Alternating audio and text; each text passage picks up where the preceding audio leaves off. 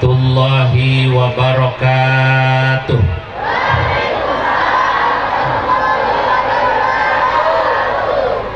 Alhamdulillahilladzi ja'ala nahdlatal ulama jam'iyatan thayyibatan mubarakah, asluha thabitun wa far'uha fis sama'. Wassalatu wassalam ala sayyidina wa habibina wa syafi'ina wa maulana Muhammadin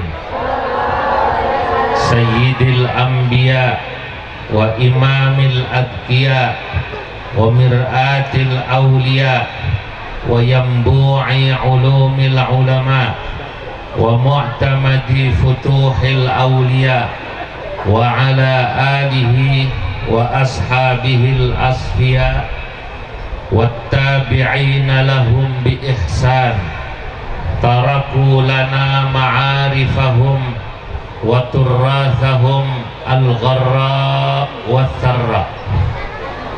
Amma ba'du, hadratal muhtaramin, para alim ulama, para masyayikh, para kiai, wabil khusus Rais Syuriah PCNU Tulang Bawang Barat Romo Kiai Haji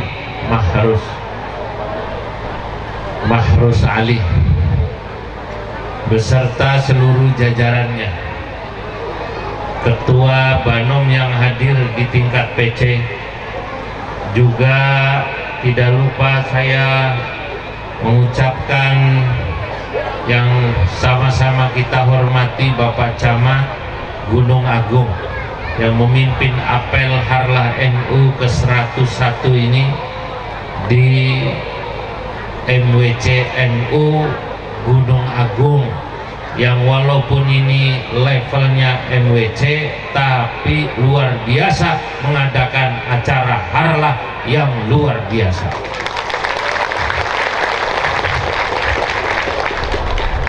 Yang sama-sama kita muliakan para masyayikh, para kiai sekecamatan Gunung Agung, khususnya Rais Syuriah MWC beserta jajarannya, ketua Tanfidiyah beserta jajarannya, Banom-banom, Bapak Ibu semua yang hadir, saya tidak bisa menyebut ini.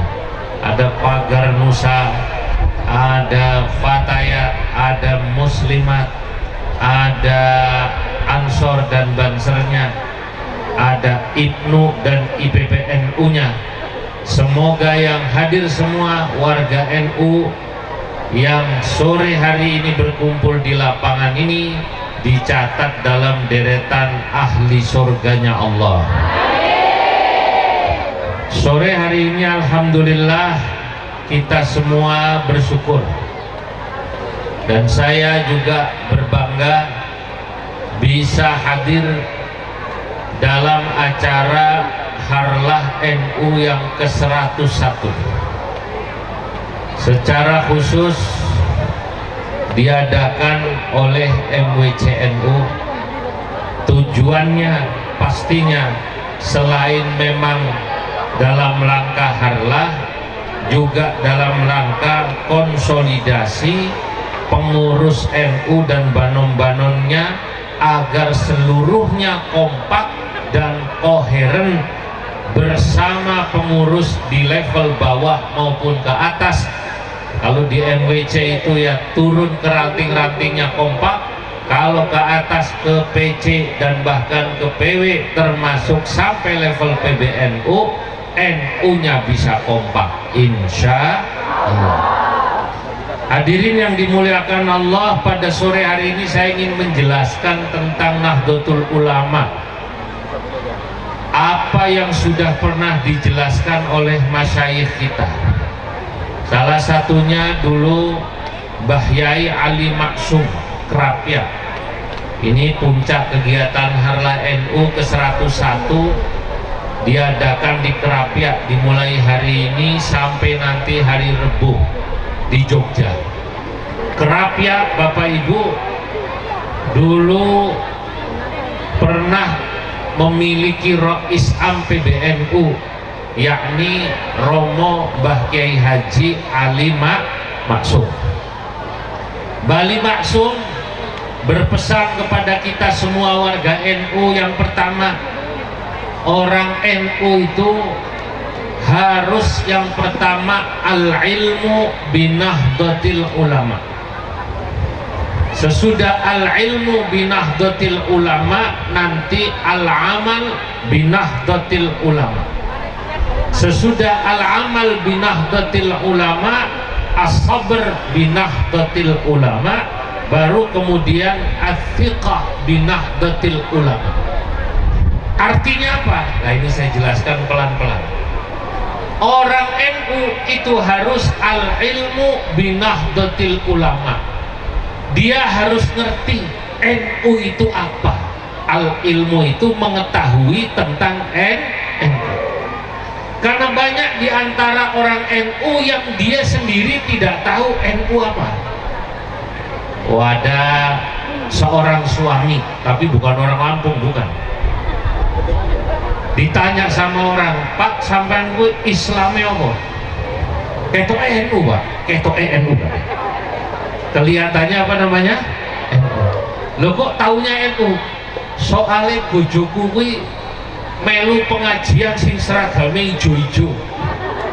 Yang seragamnya ijo-ijo biasanya apa? Muslimat NU. Tapi ditanya apa? Dia tidak tahu. Dia tahu seragamnya hijau. Kalau yang namanya seragamnya hijau, Pak Babin Kamtipmas ini juga hijau. Cuman beliau ini adalah TNI. Betul apa betul? Kalau seragam begitu, tapi insya Allah Pak Babin Kamtipmas yang dari Kapolsek juga ini, yang walaupun bajunya coklat, ya beliau ini adalah aparatur negara. TNI, Polri, sama seperti Pak Camat. Cuman walaupun aparatur sipil negara, kalau lihat dari salamnya dan gayanya, insya Allah Pak Camatnya ya NU. Beri tepuk tangan Pak NU, Pak Camat. Soalnya apa? Salamnya kelihatan. Wallahul muwaffiq ila aqwamit NU. Kan begitu kan? Nah, apa yang perlu kita ketahui tentang Nahdlatul Ulama supaya panjenengan ini nanti bisa cerita kepada orang, anak-anak kita ini tahu NU lebih dalam tahunya. Bapak Ibu, NU ini adalah organisasi yang diberkahi Allah, didirikan oleh para ulama-ulama besar yang kita yakini beliau adalah para wali. Siapa? Hadratus Syekh Mbah Hasyim Asy'ari, Hadratus Syekh Mbah Wahab Hasbullah, Hadratus Syekh Mbah Kiai Bisri Sansuri, atas restu daripada Syekhona Khalil Bangkalan. Umurnya sudah berapa tahun? Kalau dari tahun Hijriah, sekarang NU berumur 101. Ini ibarat pohon. NU ini adalah pohon yang ditanam 100 tahun lalu, 101 tahun yang lalu. Sudah lama ditanam. Karena sudah lama, NU ini semakin kuat akarnya ke bawah. Sekarang Bapak Ibu, NU ini diakui bukan saja di Indonesia, bahkan di luar negeri sebagai organisasi Islam terbesar di dunia, saudara-saudara. Loh kok terbesar, Pak?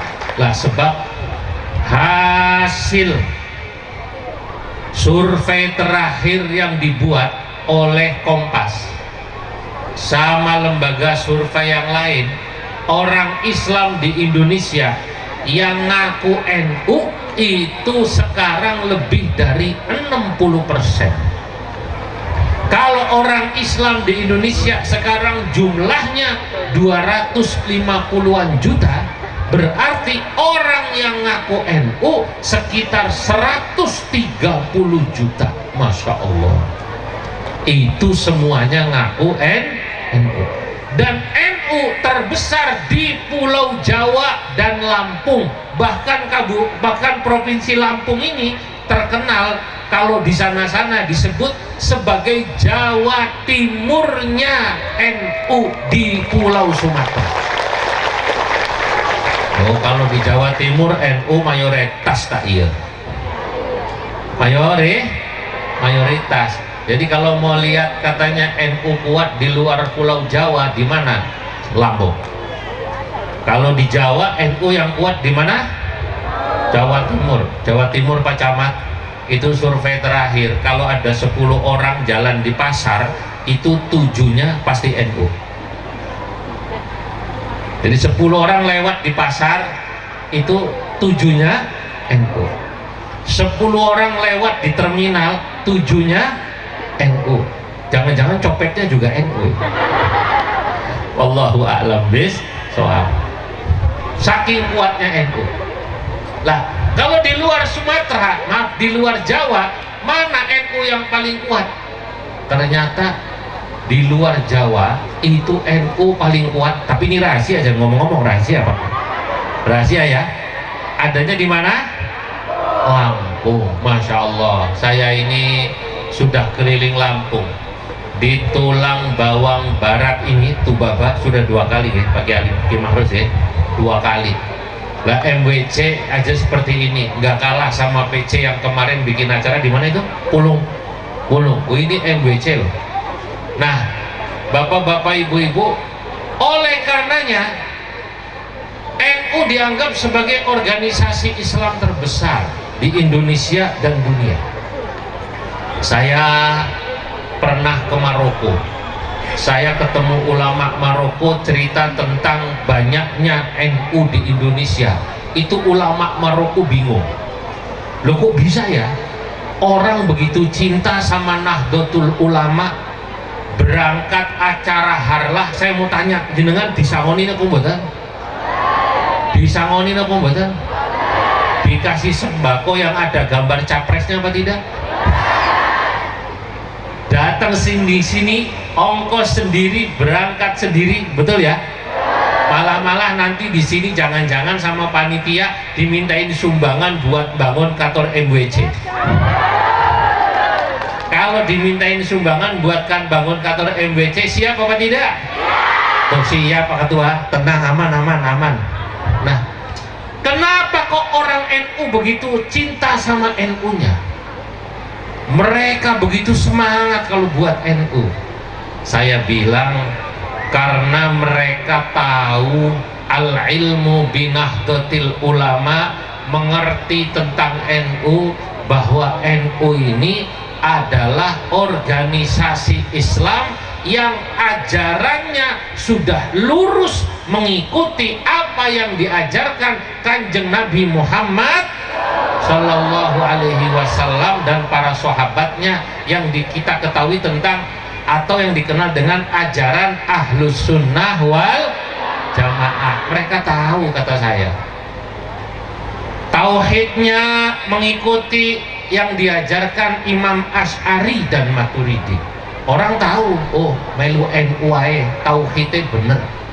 Sampai kemudian dari kecil kita diajarkan yang namanya sifat 20. Orang Tulang Bawang Barat, Gunung Agung dan sekitarnya, sifat 20 hafal apa betul? Coba dites. Allah wujud, mukhalafatun, qiyamuhu, wahdaniyat, ilmu, basar kalam, aliman, mutakallima. Itu tauhidnya. Warga NU tahu ini turun temurun. Orang NU tahu fikihnya yang diajarkan oleh Kiai NU adalah fikih 4 madhab, khususnya berpegangan pada fikih yang disampaikan diajarkan oleh madhab Syafi'i. Tiang meriki, saya mau tanya, kalau subuh kunut apa mboten? Kunut. Orang sini kalau malam Jumat muludan baca berzajin apa mboten? Baca yasin. Orang sini masih mau tawasul masih. Nah, ini ajarannya turun temurun diajarkan. Madhab Ahlus Sunnah wal Jamaah ini selain fikihnya mengikuti madhab Syafi'i atau madhab 4 yang lain, juga diajarkan mereka berakhlakul karimah, bertasawuf, mengikuti ajarannya Imam Junaid al-Baghdadi dan Imam Ghazali. Kula niki bisa membedakan kalau ketemu sama santri, sama-sama santri, sama-sama orang Islam soleh. Ini yang NU sama yang bukan NU, kula niku saged membedakan. Nek tiang NU baca mat, kalau ketemu itu pasti cium tangan. Leres apa mboten? Yang muda ketemu yang tua, apalagi ketemu kiai, pasti cium tangan. Pasti NU itu. Pasti nopo NU. Lah standar akhlaknya begitu. Kita tahu mungkin ada saudara-saudara kita muslim yang lain, saya tidak perlu sebut apa ormasnya, apa kemudian golongannya, itu kalau ketemu kiai itu ketemu ya salaman biasa saja, kayak ketemu temen. Sehat Pak? Sehat Kiai? Salaman mohon.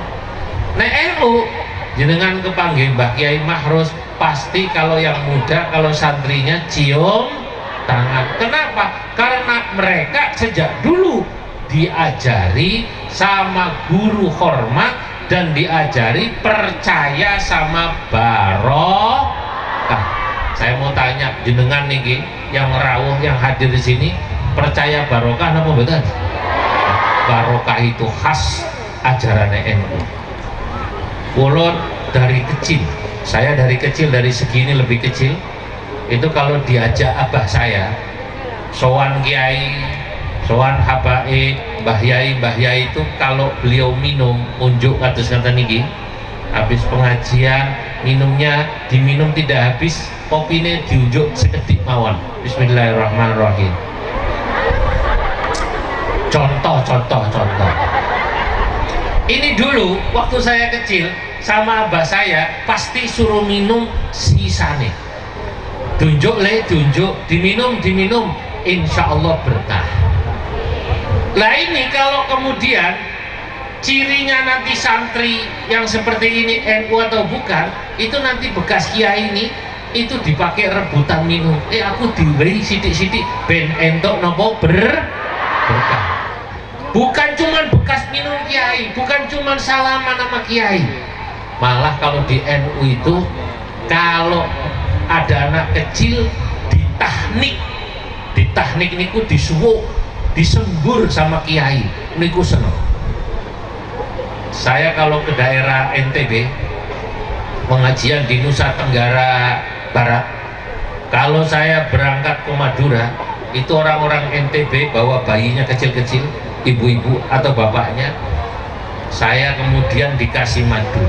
Kiai anak saya disembur, saya ambil madu, bismillahirrahmanirrahim, Allahumma ja'alhu salihan muslihan aliman haliman. Kemudian dipegang dadanya, ngikuti dulu Kanjeng Nabi mendoakan sahabat Ibnu Abbas.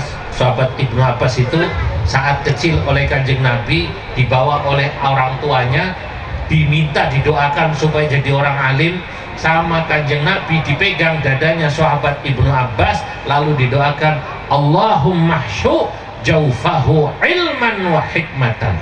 Ya Allah, isilah anak ini supaya dadanya dipenuhi oleh ilmu dan hikmah kebijaksanaan. Yang mereka niku senang kalau anaknya minta didoain oleh kiai. Yang punya khas kata niki NU. Saya punya cerita menarik waktu saya umur 6 tahun. dibawa oleh abah saya ke seorang kiai di kaki Gunung Selamet sana. Di kaki Gunung Selamet ada kecamatan di Pemalang namanya Moga. Ana wong Pemalang anak, Pemalang ana wong Pemalang anak, ana wong Tegalan ora? Sing wong Pemalang Tegal sing wis hijrah ten mriki wonten apa mboten? Itu di Pemalang di Tegal naik di kaki Gunung Selamet ada namanya kecamatan Walangsa sana. Itu ada kiai besar dulu namanya Mbah Nur Moga. Mbah Nur waktu saya kecil dibawa ayah saya ke sana. Ayah saya cuma minta supaya saya ini didoakan jadi anak yang soleh dan pintar. Kata bapak saya pada Mbah Nur, Mbah niki nyuwun pandonganipun supaya lare kula dados lare ingkang soleh, Mbah. Apa kata Mbah Nur? Saya masih kecil segini. Kata beliau, ya wis, bocahnya kon mangap, wis kon mangap. Anaknya suruh apa namanya? Mangap. Saya masih kecil, kata abah saya, Zulfa, mangap Zulfa. Saya masih kecil, saya mangap. Ternyata dibacain Fatihah. Dorong Al-Fatihah, cuk. Saya masih kecil ini, ludahnya kiai di mulut saya. Kata Mbah abah saya, Zulfa, ditelen, yuk tak telen nih. Alhamdulillah, nelen ludahnya kiai, ternyata barokah. Kenapa? Barokah kenapa? Karena waktu mondok dulu saya khatam Quran. Alhamdulillah, mondoknya khatam. Waktu mondok dulu ngapalin apa-apa cepet. Berkah itu nih kiai kayak berkah ludahnya kiai. Lah sekarang ludahnya kiai sudah mulai agak kurang laku. Betul? Sekarang kiai yang laku bukan ludahnya, bukan doanya. Apa? Selfie dan fotonya. Ya Allah, kalau niku mun apal Kang Widi. Diundang pengajian di mana-mana ngajinya paling sejam baca mat, fotonya sih selfie-nya sejam setengah. Nanti Ibnu minta foto sendiri, nanti IPPNU. Lu saya kiai kok mau atur minggu. Apa tak seneni, wong saya tadi diambil di rumahnya Pak Widi. Zaman sekarang mestinya kalau ketemu masyayikh minta doanya. Karena itu adalah ajaran Nahdlatul Ulama. Nah, sekarang ada orang minum bekas kiai, bakdo pengajian, ada yang namanya Samsuri, mau minum bekasnya kiai, ditegur sama Edi. Samsuri, kamu mau ngapain? Minum bekasnya kiai. Loh kenapa? Biar berkah. Berkah apanya? Kiainya bengek begitu. Nah, ini orang sudah mulai tidak mengerti ajaran daripada Nahdlatul Ulama. Makanya kita harus ajarkan, di antara ajaran NU adalah percaya barokahnya orang soleh. Dari mana itu sumbernya? Sumbernya dari Kanjeng Nabi Muhammad. Dulu sahabat kalau punya anak kecil dibawa ke rumah Nabi, minta disuguh, minta dikasih makanan yang pernah kena mulutnya Kanjeng Nabi. Ini ajaran NU. Tauhidnya jelas, fikihnya jelas, akhlak tasawufnya jelas.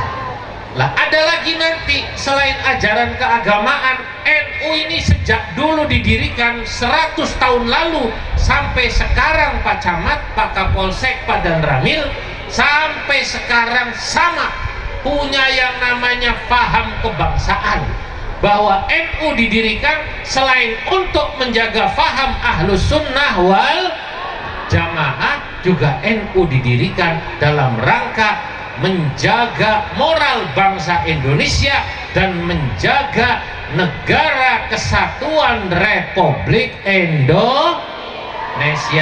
Makanya tadi Pak Camat waktu apel langsung bilang, siapa kita? NKRI. Itu Pak Camat, siapa kita? NU NKRI harga mati. Ini dari zaman dulu kita ditanamkan yang namanya hubbul waton minal iman. Karenanya beda Pak, karena NU itu mencintai Indonesia. Gaya orang yang ada di NU pandangannya terhadap Indonesia berbeda dengan orang yang mungkin tidak di NU terhadap Indonesia. Mungkin panjenengan pernah dengar ada orang yang punya ide mendirikan negara baru di Indonesia dengan sistem baru, namanya sistem khilafah. Pernah dengar? Pernah dengar? Yang diusung sekarang sudah dibubarkan organisasinya, namanya HTI, Hizbut Tahrir Indonesia. Paham ini di Indonesia tidak laku. Kenapa tidak laku? Karena orang Indonesia tadi mayoritas NU. Orang NU percaya sudah bentuk negara yang sekarang ini ada, NKRI, sudah final. Makanya kita bilang NKRI harga mati. Dan ini untuk menjaga NKRI berat perjuangannya kita. Ya Allah Bapak Ibu, ini bikin NKRI perjuangannya berat. Lagi pula negara Kesatuan Republik Indonesia yang Bapak Ibu saya semua tinggal di Indonesia ini, kalau kita lihat dari semua sila-sila yang ada pada Pancasila, semuanya sudah sesuai dengan syariat Islam. Yang namanya sila pertama, apa sila pertama? Ketuhanan yang Maha Esa. Itu adalah pengejawentahan daripada surat Qul huwallahu ahad. Bapak Ibu, sila pertama itu sama seperti kayak kita baca syahadat. Orang kalau dia baca syahadat, insya Allah Islamnya berikutnya, sholat, puasa, hajinya diterima kalau dia sudah baca syahadat. Kalau ada orang belum baca syahadat, walaupun sering bagi-bagi sedekah, diterima apa tidak kira-kira? Tidak. Kenapa? Kurang syarat. Nah, itulah ketuhanan yang Maha Esa. Di Indonesia ini negara kita yang kita diajarkan untuk mencintainya dengan lagu Hubbul Waton Minal Iman. Itu ternyata kalau jenengan semua lihat, saya mau tanya, kita ini di Indonesia ada apa tidak ibadah kita yang dipersulit di negara kita? Ada apa tidak? Orang Lampung kalau mau sholat, ada apa tidak yang mau sholat dipersulit? Mau pengajian dipersulit, ada apa tidak? Oh, malah ini mau bikin harlah saja Pak Camat tadi datang dari jam 11. Istimewa apa tidak ini Pak Camat? Istimewa apa buatan? Acaranya jam 1, saya datang jam 11, Pak Camat sudah di sini. Kalau ada camat yang kayak begini cintanya sama NU, tolong kita doakan beliau supaya panjang umur, amin. Kalau boleh umurnya panjang sampai kiamat, kurang seminggu. Kurang seminggu aja. Kalau sampai kiamat pas repot Pak Camat, nggak ada yang mandiin, betul? Orang yang baik kayak begini nih, Allah pemerintahnya perhatian sama warga NU.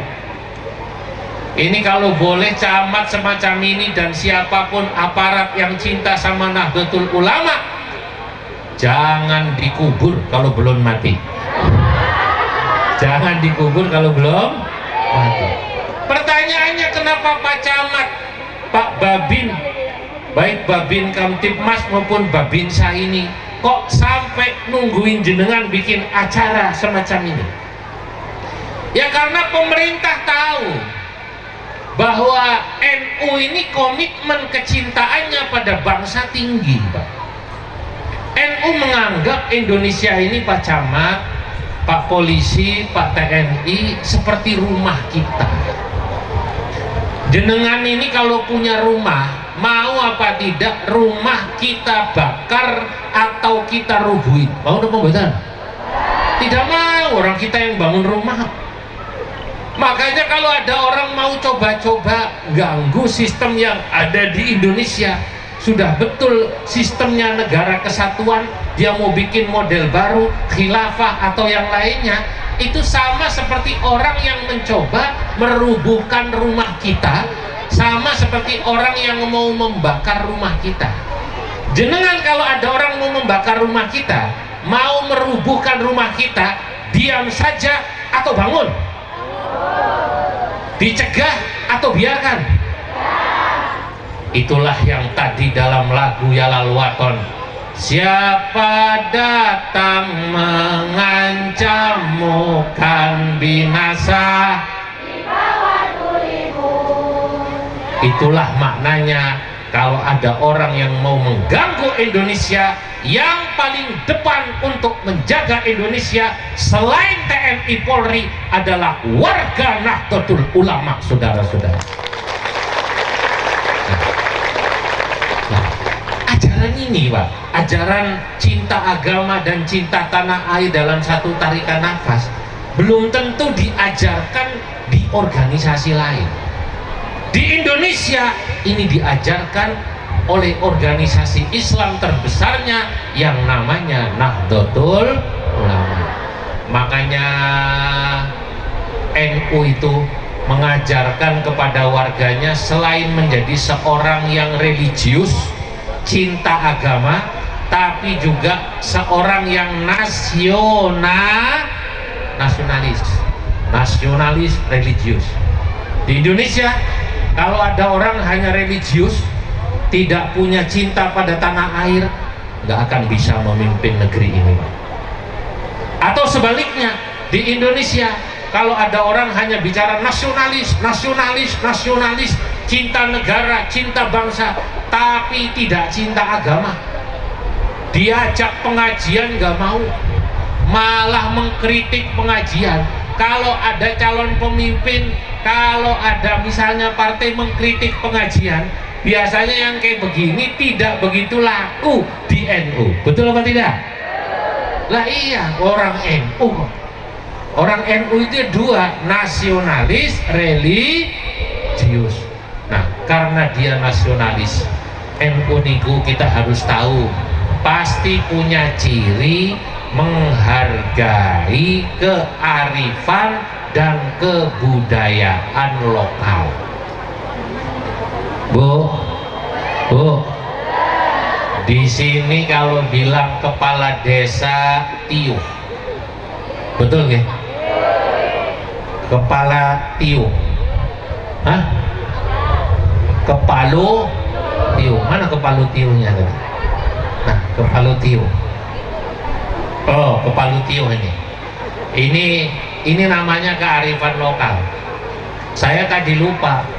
Biasanya saya ingat begitu habis salam, apa namanya, tabik pun, iya pun. Nah, itulah kearifan lokal. Punten, mangga, sampurasun. Nah, itu kan bahasa yang merupakan kearifan lokal. Lah, NU yang kayak begini ini tidak dimasukkan ke dalam bab akidah, sebab itu adalah kearifan lokal.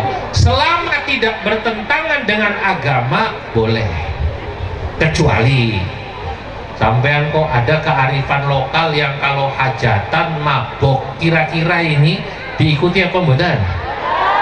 Kalau bikin acara kawinan joget, laki perempuan sampai nyawer, yang perempuannya sampai bajunya dilepas, kalau ada katanya adat semacam ini sama orang NU diikuti apa mboten?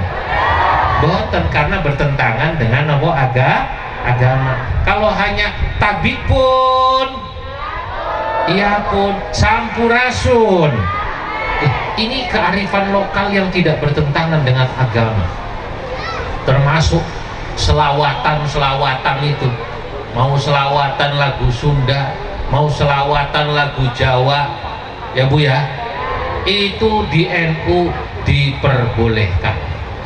Saya tahu kalau sudah acara selawatan NU tuh keluar lagu-lagu Jawa umumnya, karena memang yang populer mendirikan selawatan itu kiai-kiai dan habaib Jawa. Kalau sudah lagu alamate anak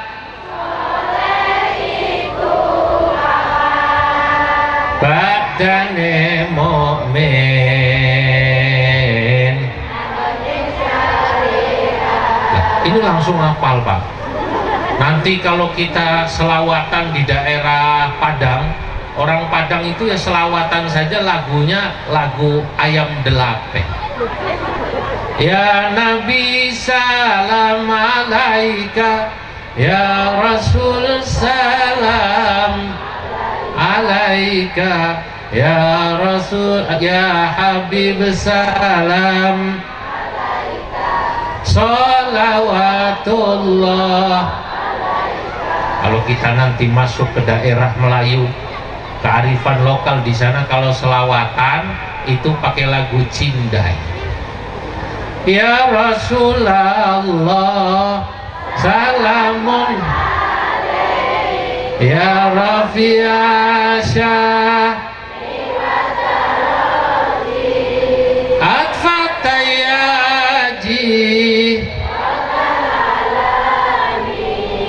ya uhailal ju. NU yang begini ini buatan apa-apa. Wong dulu kiai saya itu kalau santrinya malam Jumat baca berjanji, Mbah Sahal itu lihat santrinya berjanji pakai lagu dangdut, ya tidak marah pakai. Santri itu kan kalau udah selawatan kadang-kadang lagu dangdut, lagunya isinya nopo selawat, kadang-kadang lagu rock, kadang-kadang lagu pop. Bahasa hal paling mesem. Ya Rasulullah salamun alaik, teroret kan begitu ya. Ya Rafi'a syani wa taraji, ya Rasulullah ya Rafi'asyah. Nah Bapak Ibu, ini Kiai NU mengajarkan tentang cinta tanah air itu termasuk cinta pada kearifan dan kebudayaan yang ada di Indonesia. Saya ingin katakan begini, kita ini orang Islam, betul, tapi kita ini juga orang Indonesia. Ajaran Islam semuanya yang diwajibkan pada kita, yang diajarkan oleh Kanjeng Nabi, kerjakan semua. Itulah yang dimaksud kita sebagai orang Islam.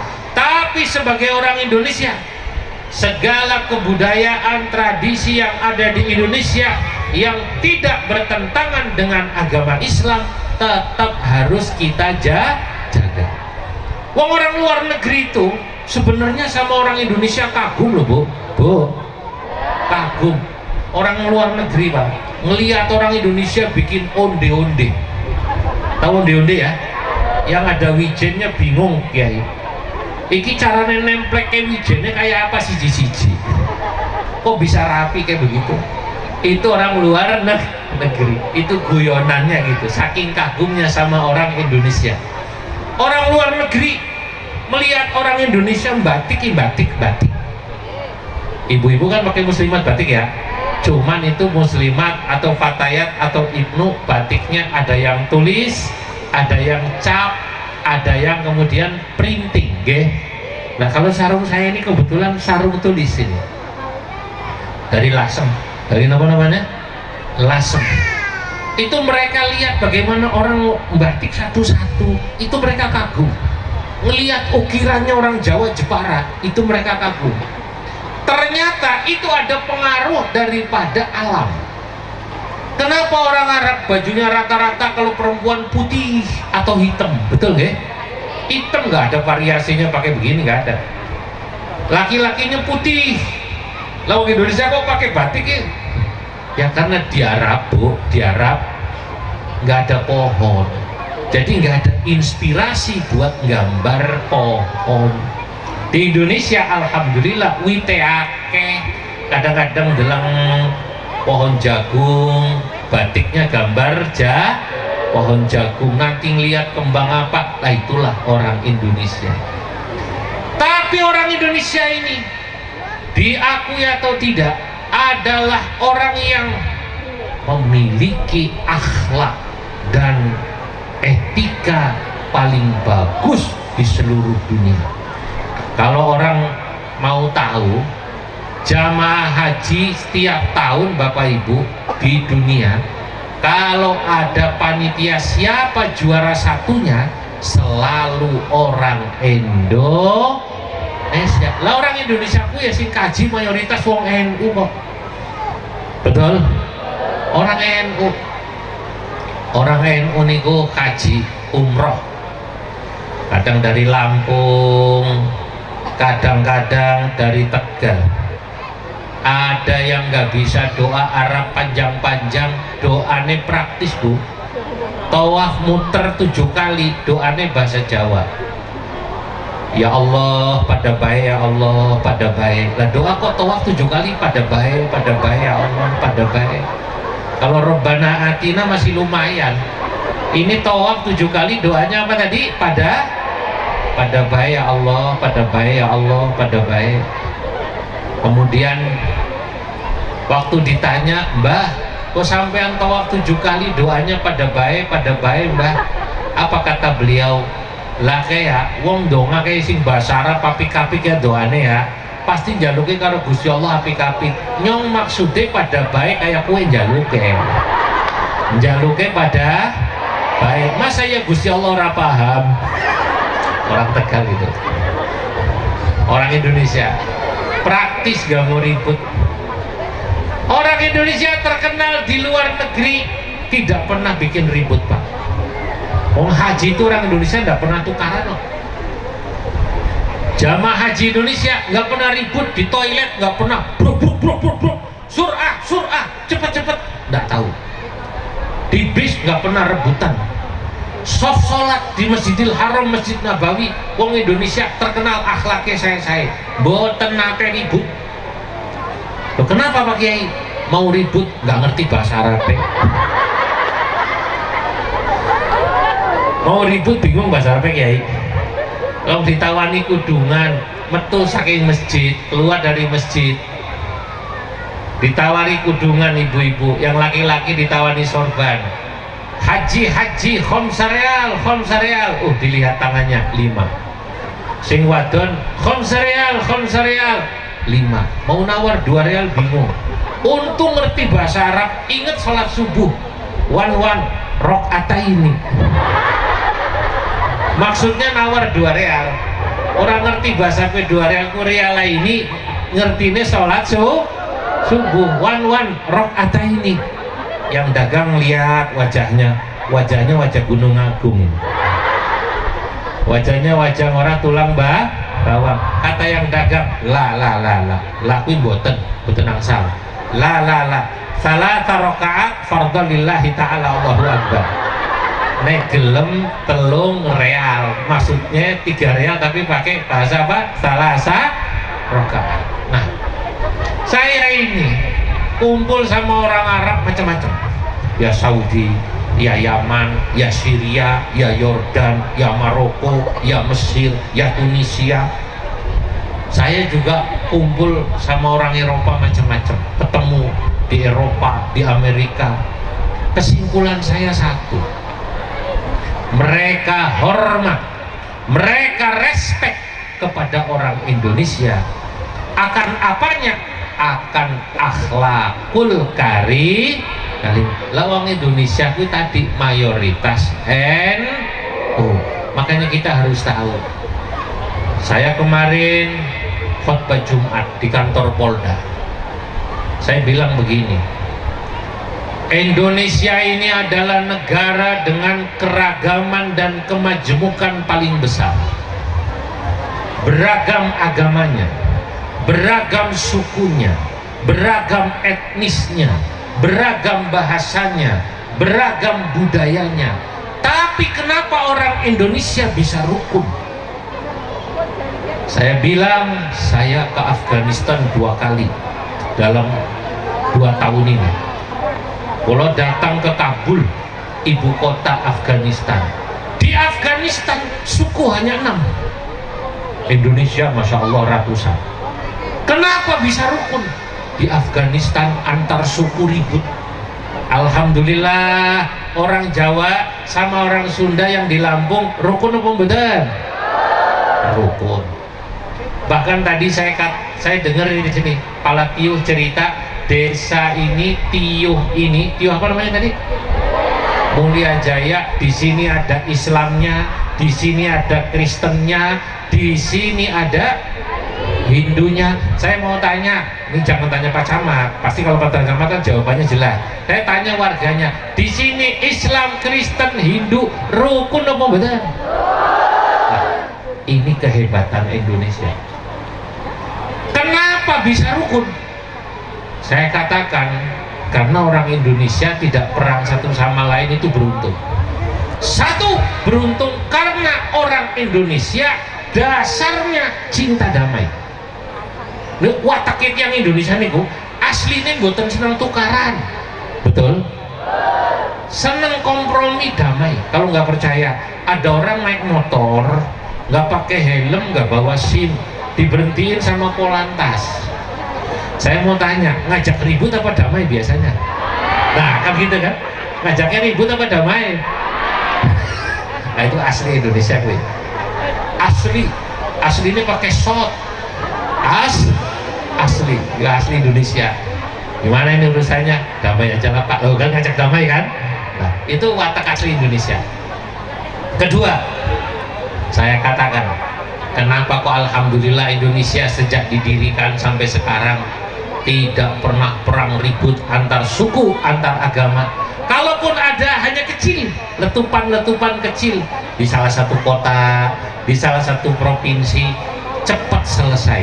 Jawabannya kata saya, karena Indonesia dianugerahi oleh Allah Subhanahu wa Ta'ala punya organisasi Islam besar yang moderat. Pertama, Nahdlatul Ulama, kedua Muhammadiyah dan yang lain-lain, dan juga agama-agama lain, PGI, kemudian Persatuan Hindu dan Budanya sama moderat. Moderatnya apa? Toleran, satu sama lain saling menghargai. Nah, karena anugerah ini sampai sekarang alhamdulillah Indonesia masih rukun. Nah, inilah yang perlu panjenengan ketahui tentang Nahdlatul Ulama. Bapak Ibu, Bu. Nah sekarang kita bicara NU lebih dalam supaya kita tahu. NU niki organisasi Islam yang didirikan oleh ulamanya tadi untuk satu menjaga paham aswaja, kedua menjaga NKRI. Mereka para ulama mendirikan bersama para santrinya. Saya mau tanya, jenengan ini santrinya kiai apa benar? Lah, sejak dulu NU itu ikatannya kiai, santri, pesantren. Maka di mana ada pesantren NU besar banyak, termasuk di Lampung, Jawa Timur, Jawa Tengah, Jawa Barat, Banten, insya Allah NU-nya kuat. Lah, NU ini organisasi Islam kemasyarakatan yang membiayai dirinya sendiri, Bu, Pak. Urunan dewek. Kita bikin acara begini, MWC rapat berapa kali ketua? Rapat sendiri, urunan sendiri, bikin kantor MWC nomor sendiri. Ini jenengan harus paham, orang yang kalau dia mau berkorban untuk yang dicintai, insya Allah apa yang diyakininya itu akan menjadi sesuatu yang besar, termasuk Nahdlatul Ulama. Bu, Pak, saya mau tanya sekarang, kalau ada caleg satu, dia orangnya baik, nih saya mau tanya nih, orangnya baik, perilakunya baik, amanah, tapi nggak punya duit. Ada calon bupati, nggak punya duit tapi orangnya baik. Biasanya kalau rakyatnya bagus, caleg atau calon bupati semacam ini walaupun nggak ada duitnya akan didukung oleh masyarakatnya sampai jadi. Betul?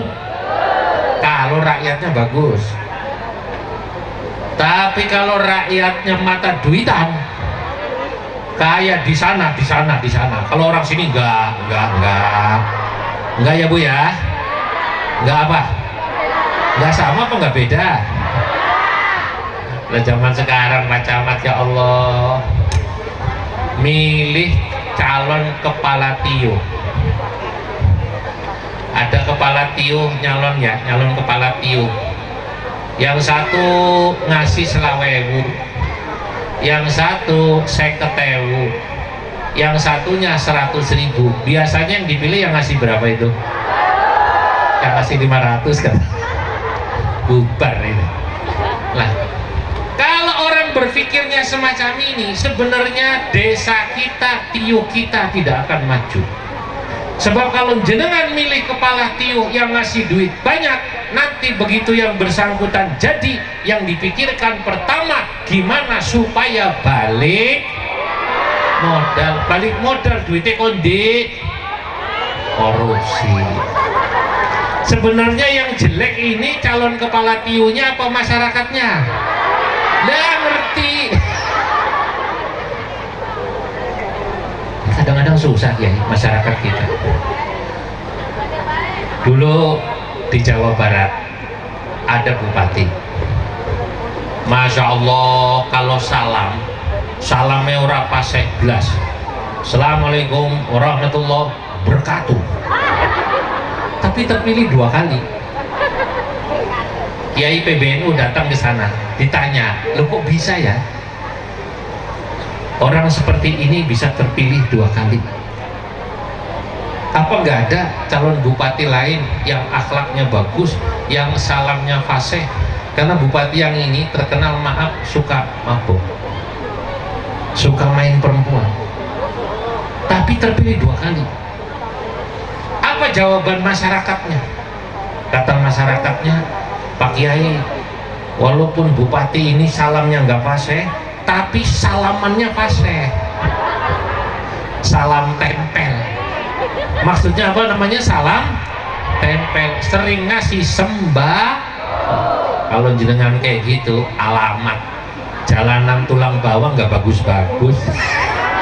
Betul? Mau milih anggota dewan, mau milih calon bupati yang nggak ngasih duit tapi jalanan kita bagus, apa ngasih duit jalanan elek? Ngasih duit jalanannya bagus, susah memang orang sini. Lah kapan jenengan mau berkorban buat negara? Lah ini sekarang sama di Nahdlatul Ulama, Bapak Ibu, ini pengurus NU nggak ada yang ngasih duit. Jenengan tadi datang ke tempat ini sangu sendiri, betul ya?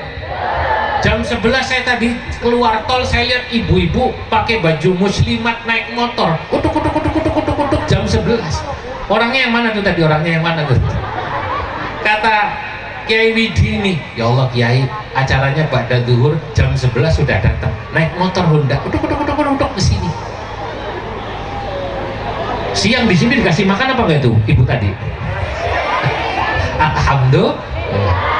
Ya jenengan datang sendiri ke sini, NU tidak ngasih sembako, tidak ngasih duit, malah jenengan dimintain duit untuk bangun kantor NWC. Pertanyaannya, kenapa jenengan senang sama NU? Ayo, pertanyaannya, kenapa? Karena percaya ikut Nahdlatul Ulama, kita semua yang hadir, bapaknya, istrinya, anaknya, insya Allah akan berkah dan selamat dunia akhirat. Allahumma amin. Lah makanya Bapak Ibu, ayo kita tanamkan al-ilmu binahdlatil ulama supaya kita tahu apa itu NU. Sudah tahu apa itu NU, ayo kita amalkan semua amalan-amalan NU. Al-amal binahdlatil ulama. Sudah tahu dan kita amalkan amalan NU, ayo sama-sama kita as-sabru binahdlatil ulama, kita harus sabar berjuang bersama. Bu, Pak, Bu, NU NWC sini punya hajatnya bangun gedung NWC. Didukung napa mboten? Didukung napa mboten? Saya dari Cilacap Kemis kemarin. Cilacap MWC ini Pak Ketua, Kroya itu Kroya punya rumah sakit, punya sekolahan, punya Darul Hadonah. MWC di sini belum punya apa-apa, kata beliau. Pertanyaannya itu dari mana duitnya? Apa dari pemerintah? Kok MWC NU punya rumah sakit, punya sekolahan, punya macam-macam? Apa dapat dari pemerintah? Boten. Itu mereka menggunakan koin NU. Saya mau tanya Bapak Ibu, di Tulang Bawang Barat ini, di Gunung Agung ini, di Mulya Jaya ini, koin NU-nya jalan apa belum? Lah, tolong ayo sama-sama. Jangan remehkan koin NU. 1.000 rupiah kita habis belanja, sisa masukkan sisa belanja, masukkan, sebulan dikumpulkan sak kecamatan, kumpul duit 1 juta. Di Cilacap 1 tahun terkumpul uang 1,5 miliar. Maaf, 1 bulan 1,5 miliar, salah saya. 1 bulan sekabupaten Cilacap koin NU-nya 1,5 miliar Pak Camat. Setahun hampir 20 miliar. Makanya gedung-gedung NU, kampus NU keren. Sidoarjo keren. Magelang NU-nya keren, punya bis. NU punya bis, punya bank. Dari mana? Koin NU yang dikumpulkan dari warga NU di tiap kelurahan, tiap tiung, tiap kecamatan dikumpulkan 1.000. Jangan lihat 1.000-nya. Insya Allah kalau kita kompak NU, insya Allah akan besar. Allahumma amin. Maka ayo panitia siap-siap, kita mulai sekarang menggelar donasi untuk pembangunan gedung MWC Gunung Agung. Saya mulai, saya nggak cuma ngajak, saya mulai. Ayo, saya mulai sini, tak mulai biar sambil baca sholawat badar. Ayo ya, yuk Bu, Pak, sholatullah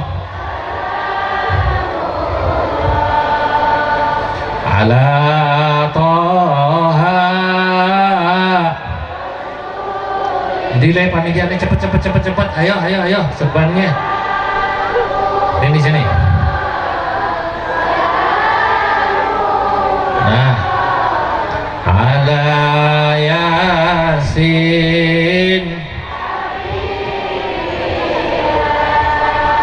ilahi sal. Sampai munggah. Nalafa. Ya udah, sudah. Kalau seluruh ayat musik cukup. Min sana bapak. Wa minhum lil badri ya Allah salatullah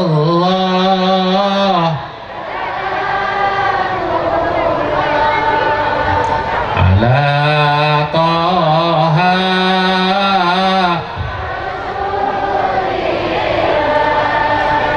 salatullah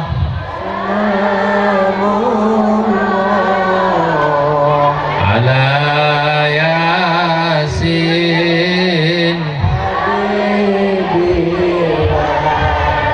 ilahi nafisil kuraba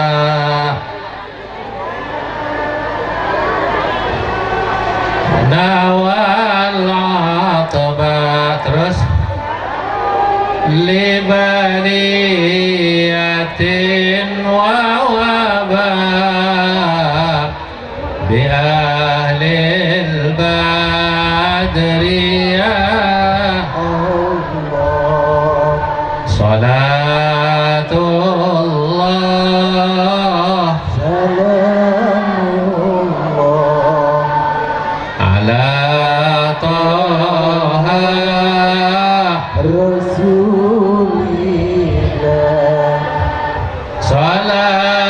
Salatullah Salamullah ala Yasin.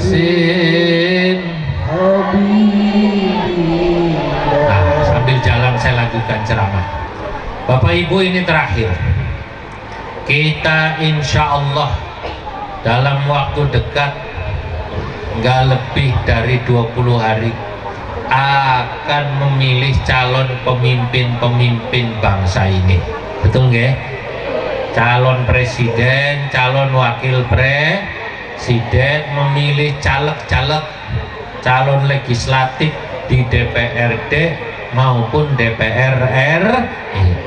Ada yang tanya pada saya, wartawan, NU apakah berpolitik praktis? Saya jawab tidak. Karena sejak dulu NU punya hitoh tentang politik. NU itu berpolitiknya, Bapak Ibu, adalah politik kebangsaan. Yang dipikirkan oleh NU bangsa ini. Sampai ingat Gus Dur? Gus Dur ingat ya? Pernah Gus Dur jadi presiden dijatuhkan. Waktu itu dari Jawa Timur ribuan, ratusan ribu santri mau turun ke Jakarta. Gus Dur nggak mau. Karena yang dipikirkan oleh almarhum Gus Dur bukan kekuasaannya jadi presiden. Buat apa mempertahankan kekuasaan kalau Indonesia dan bangsa ini perang? Maka Gus Dur rela turun dan kemudian membiarkan bangsa ini tetap utuh. Itulah yang dimaksud dengan politik kebangsaan, bukan politik kekuasaan. Nah, dalam hal ini saya ingin sampaikan pada Bapak Ibu bahwa Nahdlatul Ulama sampai sekarang tidak pernah berpolitik praktis. Nahdlatul Ulama loh, NU loh ya, kop suratnya nggak ada. Kalau tokoh NU misalnya Mbah Kiai Rois ini, Mbah Kiai Mahrus, beliau secara pribadi ditanya oleh jamaahnya, Mbah Yai kemana? Saya kelihatannya ke sini. Ya itu pribadi beliau. Jangan kemudian dikatakan Mbah Mahrus mengarahkan kita ke nol anu. Betul. Paham? NU netral. Karena sampai sekarang di masing-masing capres itu ada kader-kader terbaik NU di sana. Di 01 ada pengurus NU, ada. 02 ada. 03 juga ada. Itulah. Tapi mereka atas nama pribadi. Ini bagi NU, kita harus menjaga politik kebangsaan itu supaya bangsa ini tetap rukun mendapatkan calon pemimpin terbaiknya. Kalau ditanya Pak, kira-kira condongnya Kiai NU kemana? Oh, kalau Kiai NU itu condongnya kepada orang yang satu mempertahankan aswaja Islam Ahlus Sunnah wal Jamaah. Paham? Kedua, NU akan condong sama orang yang terus mau mempertahankan NKRI. Dua gitu aja. Siapa yang mempertahankan dua ini dari tiga capres itu? Sampai tanya sendirilah. Wis tua pada pinter ya. Pinter apa pinter? Pinter. Makanya saya bilang kalau ditanya siapa Pak, saya jawabnya pakai syair. Innal amira huwal amiru qatibatan lisya'bi fatruk idalil hizbiyah kumuna fasal anisan wa prabowo wasal ganjaran. Ono ganjar barang, ono anisan, ono prabowo. Fasal anisan wa prabowo wasal ganjaran anil tizamatihim wa hubbihim watana. Innal amira, sesungguhnya pemimpin yang dicari oleh warga NU adalah huwal amiru qatibatan lisya'bi, calon pemimpin, calon presiden yang mau menjadi pemimpin buat seluruh anak bangsanya, bukan untuk kelompok tertentu. Setuju? idza lil hizbi yahkumuna. Makanya kalau ada calon pemimpin katanya kok mau jadi pemimpin di Indonesia, tapi hanya untuk kelompok tertentu, maka fatruk tinggalkan aja dipilih. Nah dari tiga itu siapa Pak?